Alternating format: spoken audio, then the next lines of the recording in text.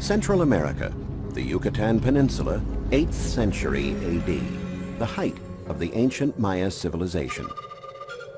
In the main temple of the city of Bonampak, a fresco is commissioned by the king priest Chan Muan. It depicts 126 figures, including nobles and warriors, dancers and musicians, women and children. It also depicts some of the more bizarre practices of an ancient culture. Warriors engage in bloody battles. The prisoners they take will be sacrificed. There are also religious rites, where sacrificial victims are part of the ceremony, their blood offered to the gods.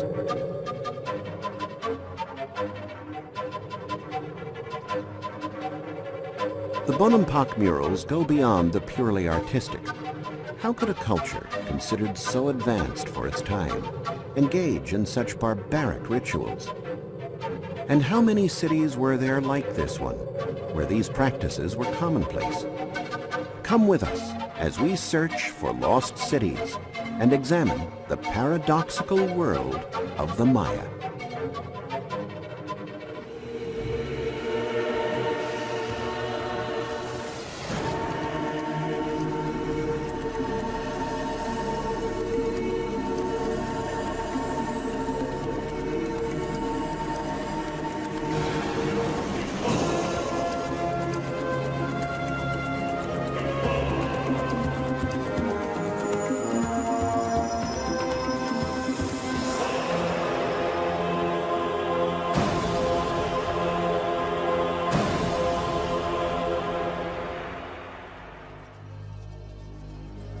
The discovery of the Bonampak frescoes unraveled mysteries on the customs and traditions of a civilization that had developed over a period of nearly 3,000 years.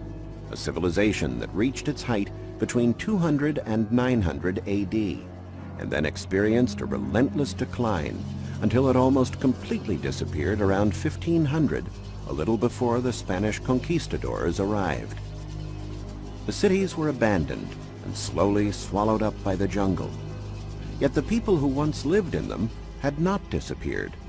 They merely scattered throughout the region now known as the Yucatan Peninsula in present-day Mexico, where the ancient traditions of the Maya are still present. Archaeologist John Lloyd Stephens wrote these words in his diary on May 11, 1840, about his expedition to Mexico. In the history of the world, nothing impressed me more than the sight of this big and attractive city, now barren and lost. Stephens had set off many months earlier on the tracks of stories about cities hidden in the wild tropical jungle and a people who had mysteriously disappeared. His journey through uncharted terrain must have been difficult, with scorching temperatures and thick vegetation. And though on previous trips he had examined Egyptian pyramids, ancient monuments in Italy, and Greek temples in Athens, it was here in the jungles of Central America that he was overwhelmed by an intense feeling of astonishment. He walked out of the forest and suddenly realized that he had reached the ruins of an ancient Maya city, Palenque.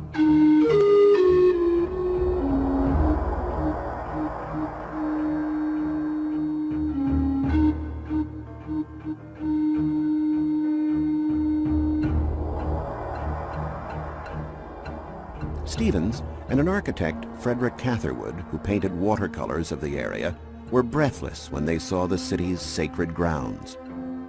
It was clear that only men with ingenious minds could have planned this city, and that expert hands had built it.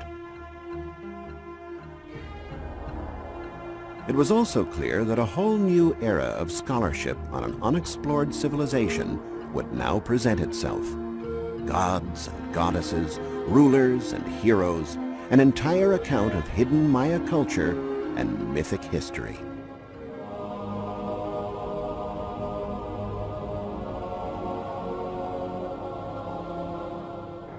At the time of its splendor, Palenque covered an area of over 6 square miles with a population of tens of thousands. The most important structures date from the period between 630 and 700 AD, when Kin Pakal and his son Chan Balum ruled the kingdom.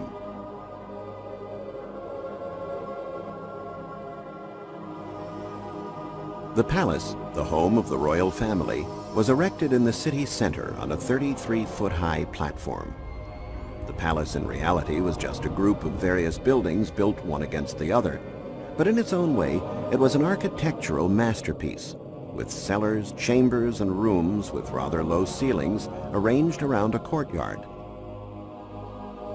The bas-reliefs that decorate the walls are still striking today, even though many of the colors, which Stevens and Catherwood marveled about, have almost completely faded.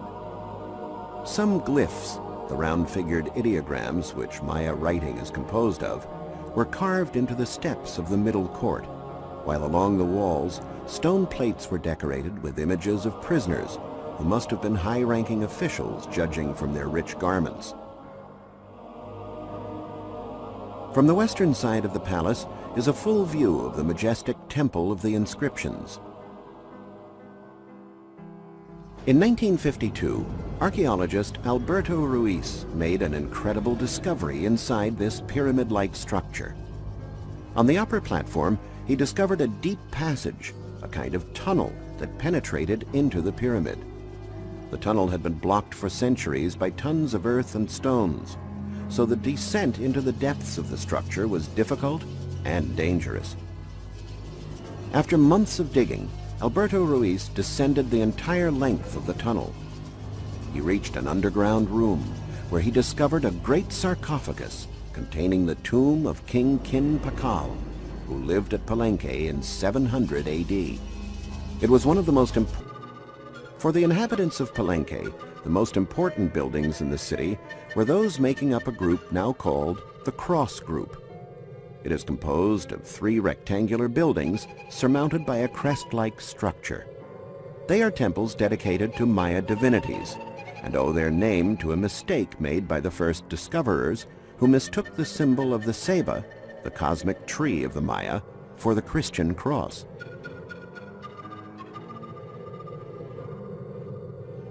At the height of its splendor, this grand architecture in the middle of a dense jungle must have been a truly impressive sight.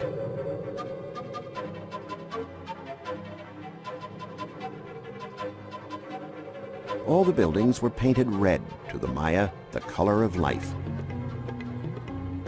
The main temple was decorated with stuccos portraying King Pakal together with the god Kappa, protector of the ruling class.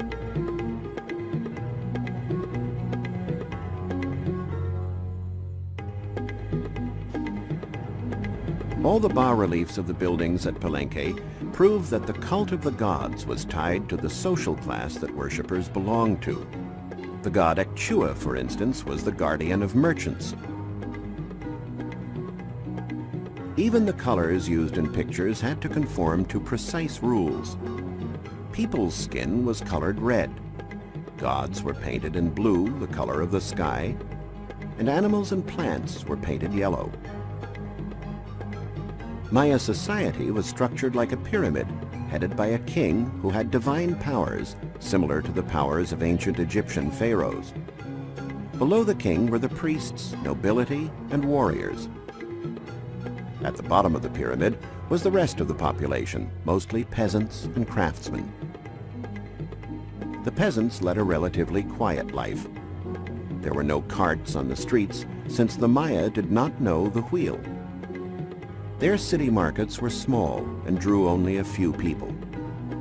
You might hear the call of turkeys and see a few buyers and sellers bargaining over various goods, but most of the inhabitants had their own fruit orchards and vegetable gardens.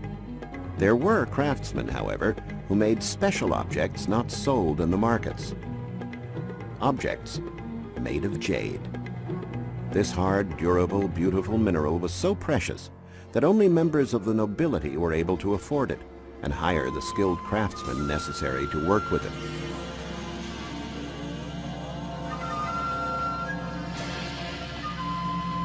Jade objects would have been traded in one of the richest cities of the Yucatan, Chichen Itza. Chichen Itza was founded at the end of the 8th century AD and represented the consolidation of a powerful Maya state sustained by trade, tribute, and war. In the middle of town there was a great pyramid known as El Castillo, the castle, which apparently was dedicated to the worship of Kukulkan, the Maya name of the Aztec god Quetzalcoatl. The 365 steps of the Castillo suggest that the building functioned as a giant chronographic marker, and on the days of the equinox, the sun casts a shadow that illuminates a serpent on the north staircase.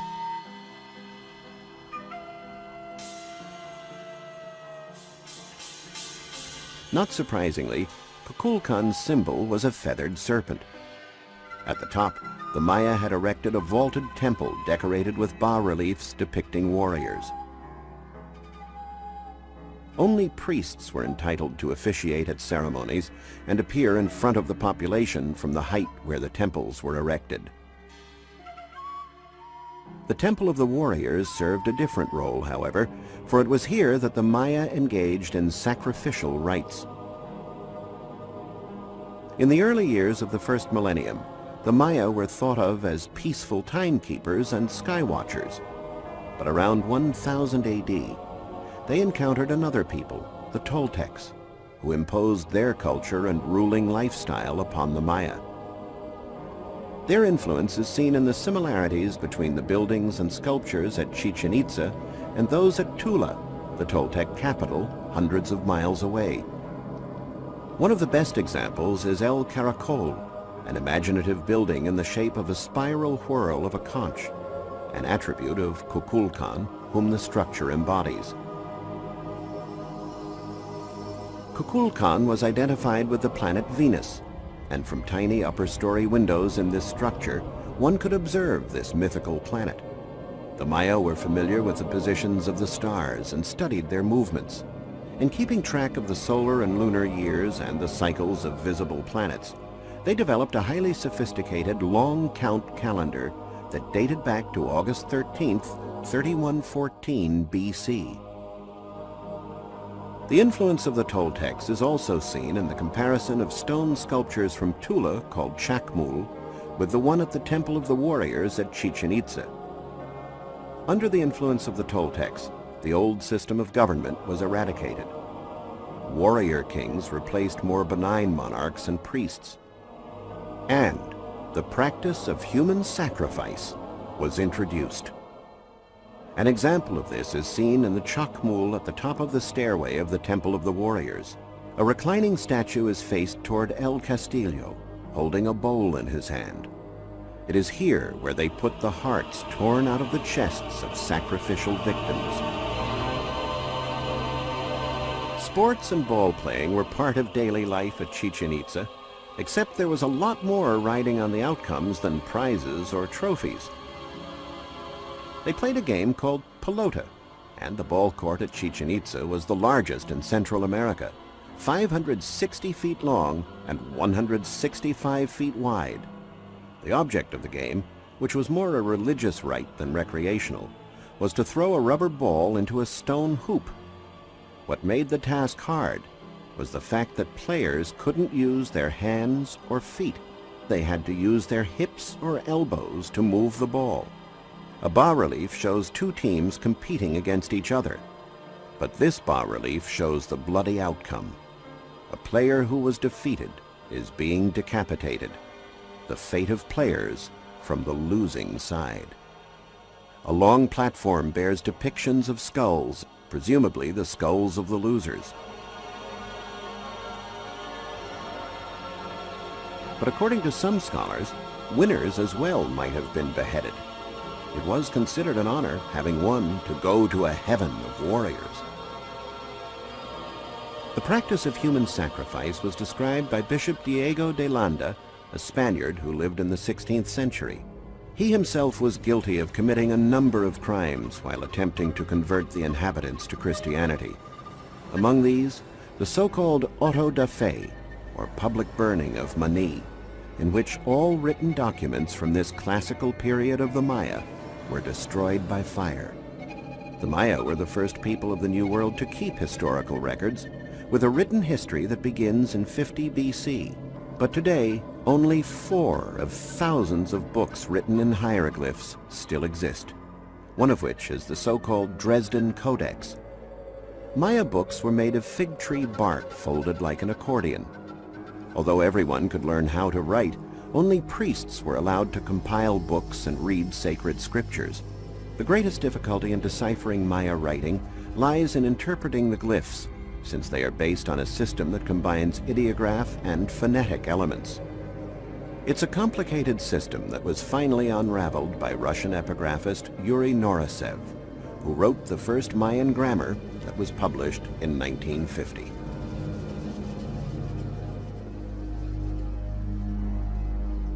The territory inhabited by the Maya was vast, and since horses and donkeys had become extinct on the continent tens of thousands of years earlier, to make foot travel easier, the Maya built roads. Actually, an entire road system that linked key cities to places of pilgrimage. Uxmal was one of the most important places of worship of Maya civilization, and reached its peak between the 8th and 11th centuries AD. Uxmal was the administrative and religious capital of the Maya, who lived in the hilly zone of Puuc, a name also used for the region's peculiar architectural style. The finest example of Puuc style is the governor's palace, nearly 330 feet long, probably the seat of the authorities. The building has a cornice decorated with masks portraying the god Chak.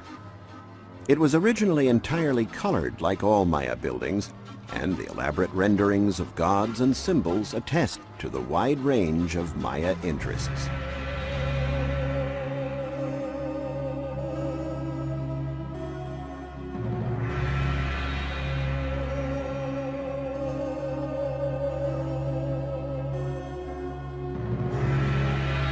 However, the most majestic monument at Uxmal was the Pyramid, or Temple of the Magician. It was erected primarily to worship the gods of heaven, but it too served as an observatory to study the movements of celestial bodies. Like the governor's palace, the pyramid was decorated with representations of the mask of the god Chak. This sculpture, portraying the tattooed face of a priest coming out of a serpent's mouth, was discovered inside the pyramid.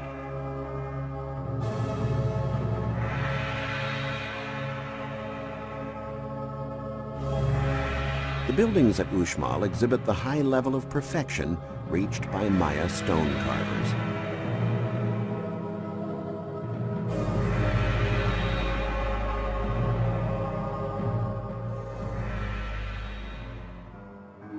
Not all Maya settlements were situated in the middle of the jungle.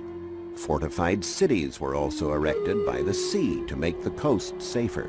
One of these places, built by the Caribbean Sea, was Tulum. This was the site of the first meeting in 1518 of the Maya and the Spanish who arrived by sea. The conquistadors had to be amazed to see such a formidable city in this beautiful natural setting. In the Temple of the Frescoes are some of the most awe-inspiring Maya paintings that have stood the test of time. There are illustrations of the gods of the Maya pantheon that dominated the universe of the living as well as of the dead. The drawings evidence a culture that was sensitive to the importance of color.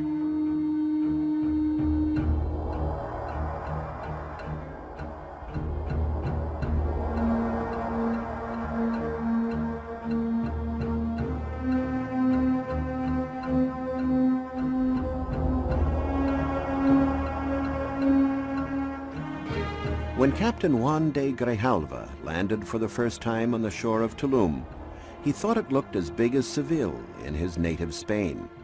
He would have seen buildings painted in vermilion red, light blue, white, and bright green. Unfortunately, only a few traces of these colors remain today. The castle, or El Castillo of Tulum, is certainly the most important monument of this city. It was partly destroyed in the early 20th century and was restored based upon the illustration Catherwood made of it when he arrived in Tulum. No one was sure of the function of El Castillo until Michael Kramer, an archaeologist of the National Geographic Society, reached the conclusion that it was a lighthouse used for navigation. In fact, not very far from Tulum is the island of Cozumel, which in Mayan language means place of the swallows. In ancient times, there were many vessels that sailed back and forth between the island and the mainland. The sailors of these boats probably relied on the help of lighthouses like the one at Tulum to get their bearings.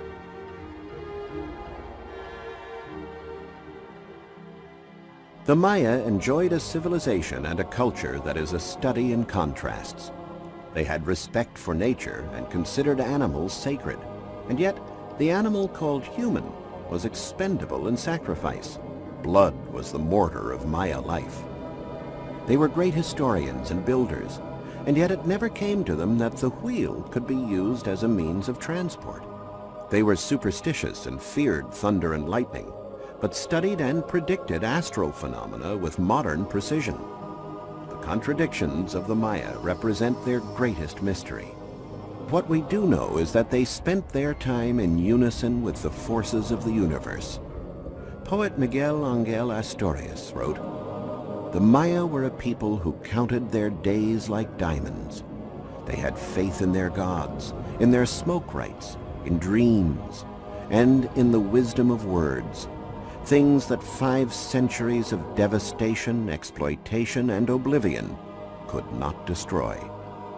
The Maya live on, thanks to what they have left for our civilization to discover."